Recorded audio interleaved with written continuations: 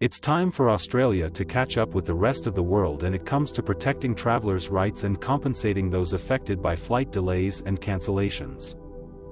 The lack of legislation in Australia means when flights are cancelled or delayed, there are little to no incentives for airlines to comply with their obligations.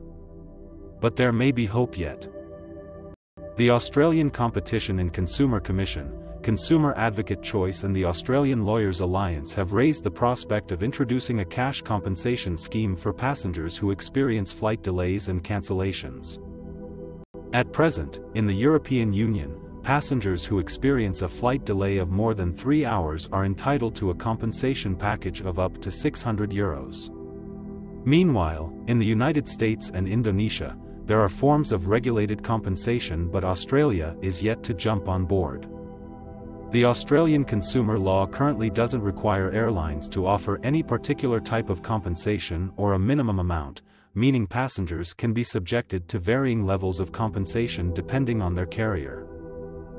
For example, a passenger with an airline offering cheaper fares may be offered a voucher to purchase a coffee at the airport. But that's not all.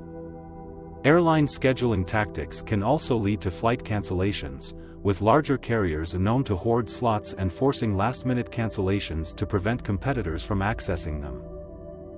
This is why advocates of the proposed compensation scheme are keen to see it introduced, as it could deter airlines from canceling flights and help address slot availability issues at airports.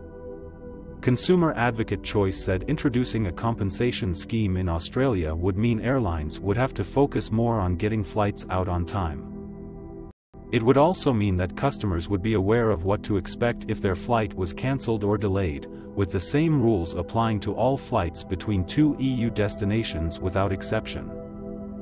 The ACCC has also raised the matter in its submission to the government's aviation white paper, urging Australia to consider introducing more specific requirements for consumer compensation entitlements.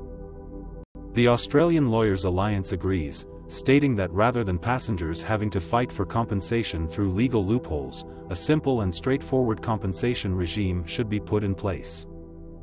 In light of this, the government is now facing mounting calls to introduce laws to protect consumers who suffer financial loss due to flight delays and cancellations. So, here's to hoping that by the end of the year, strong rules and regulations will be in place to ensure air passengers are reimbursed if their flights don't hit the departure runway on time.